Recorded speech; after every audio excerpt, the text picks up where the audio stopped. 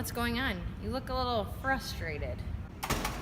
Yeah, it's this dumb Google Docs. It takes so long to do anything.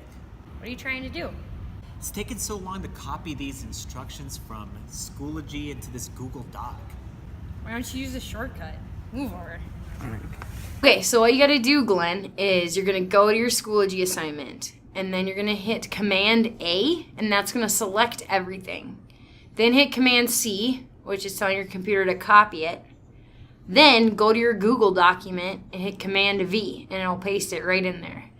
But you got the wrong Google document there. So let's hit Command Z to undo it. And then it looks like you don't need that other picture in there, so let's hit Command X and cut that chunk out. Got it?